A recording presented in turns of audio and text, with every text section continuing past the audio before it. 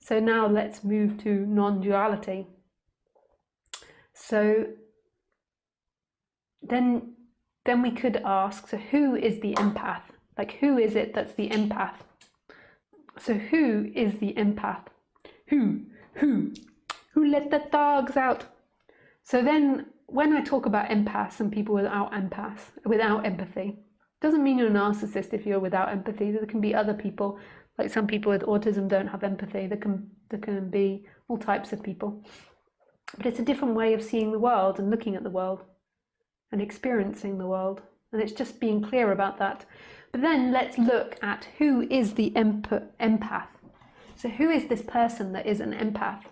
So it's simply a habit and condition and genetic makeup of the body-mind mechanism. It's not actually an individual self. So the fact that this body produces empathy isn't a character, it isn't an individual soul inside this body. It's part of my brain, part of my body, and it's part of the magic of this thing that produces it. So when I have an experience, I also have an experience and intuition about the other person. It's most probably a very strong sensitivity to the third eye.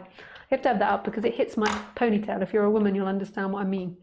Maybe it looks a bit strange, but otherwise it keeps getting stuck like the car seat. My tail of the pony.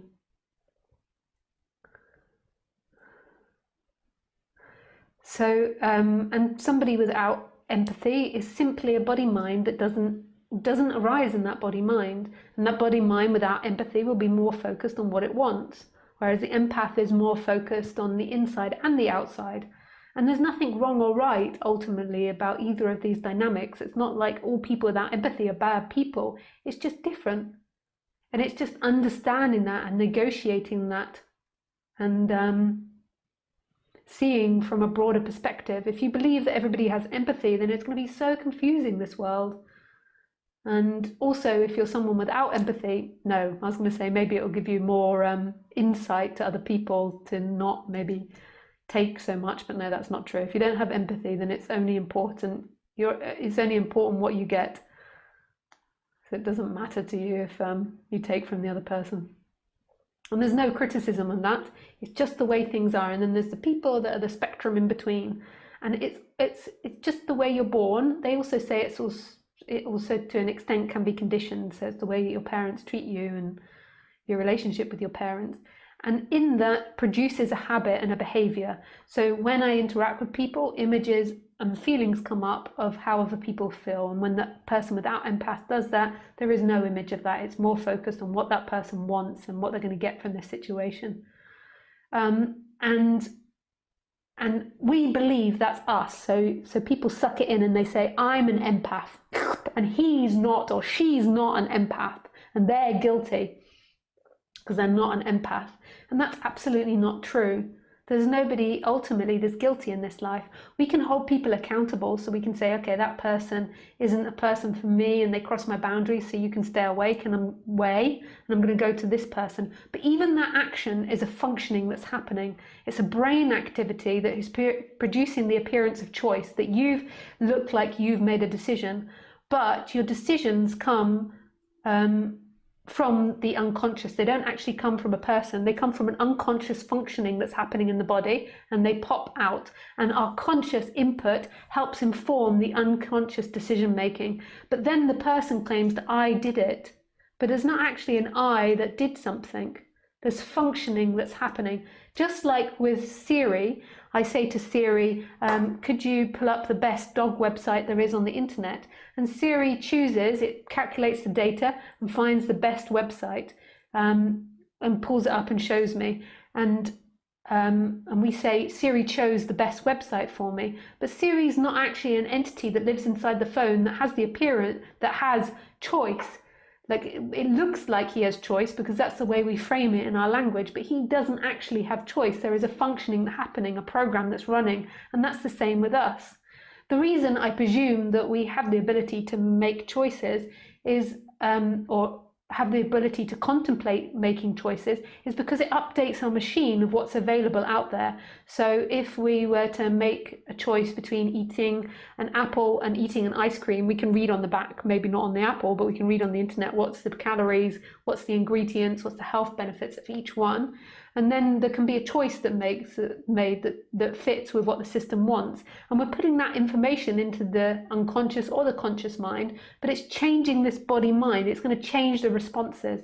So from listening to these talks, you might think you're listening and you're taking in the information and you are learning, whereas it's actually the body that's learning, and this learning will update the system and affect your choices in the future and affect your behavior in the future. Negatively or positively is unknown. More than likely negatively, I would say. Negatively, more than likely positively, I would say. Slip of the tongue then.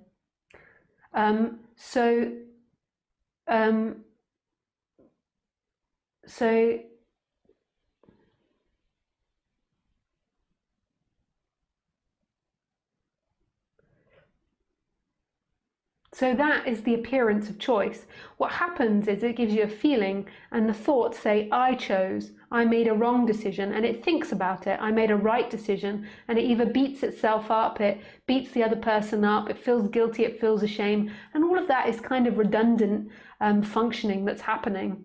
It happens because you believe that you made the choice, but it's also redundant, and I would say a lot of people's suffering is based around the choosing and what you've chosen, your direction in life.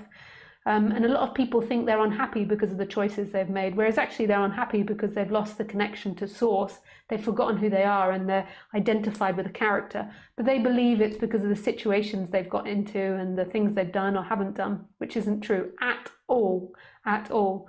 There is nothing better than this moment, the way you currently are, and this moment is the only place you'll ever be. There's lots of things happening and lots of changes happening. On the human level, there might have been a picking of things that are more pleasurable or painful and worked out better and been more successful or unsuccessful. But this is only pleasure and pain. It's not about your contentment. Contentment, your purpose, your true being is beyond pleasure and pain and beyond being content or discontent.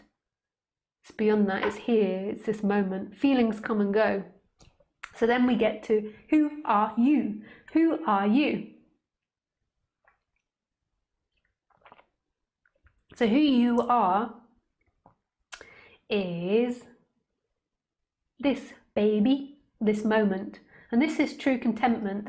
And this moment doesn't contain the thought, I've done something wrong, I've done something right, I'm guilty, I'm not guilty. Those are thoughts that come and go in this. So it's not that this moment inherently contains those thoughts or those feelings, they come and go in it. What happens is in the human, there seems to be this functioning that claims all of this and then makes it into a center and makes it into a person that's interacting and looking out at the world. And then you imagine this person to be you. Most people imagine themselves in their mind. They have this image of themselves and they have these qualities. But it's quite inherent, this self, and everything becomes part of you. And that always feels uncomfortable identifying because it's a lie, and living a lie never feels comfortable. It's a lie that you are this image and you are a feeling, a thought, an activity, your job, your name, your age, your behavior, your past, your future. What actually you've always been and always will be is this moment.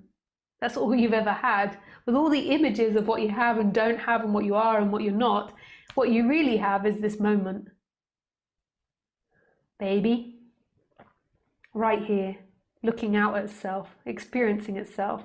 And the idea also that you're looking from behind your eyes or from inside the head is actually also illusion.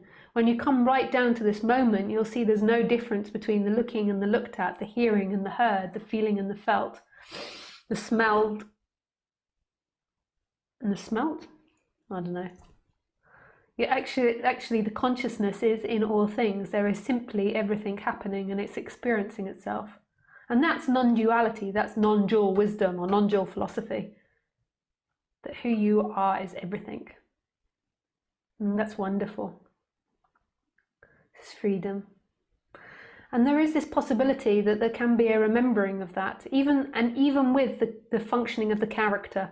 So there can still be a functioning of the character. The character thinks about where it's got to go, what it's got to do, the things it has or owns. But that character isn't sucked in and pulled inside this body and made a you that's in here. That character is seen as a functioning. So thinking about it happens, feelings about that person happen, movements, relationships happen, but the watcher, the experiencer, who you truly are, is right here, and that's not left anymore. So there can be this shift from being that to being nobody, but yet there is appearance of a character happening. And that to me is freedom, that movement. It doesn't mean that the character gets everything right. It doesn't mean that the character never gets angry or has worry or has stress or has indifference or dislike or jealousy.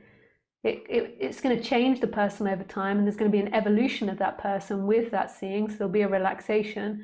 But actually the character's still got its habitual way of being and his habitual responses. So if somebody pokes its arm, if it's got a very fiery temper, it might be like, no! Or if somebody stills, there might be a bit of violence or anger that comes out. But then there's this other part that's deeply relaxed in who you are. Who you are. I think I'm not looking in the camera. There is the camera. Who am I talking to? Who you are. Yep, da. Okay.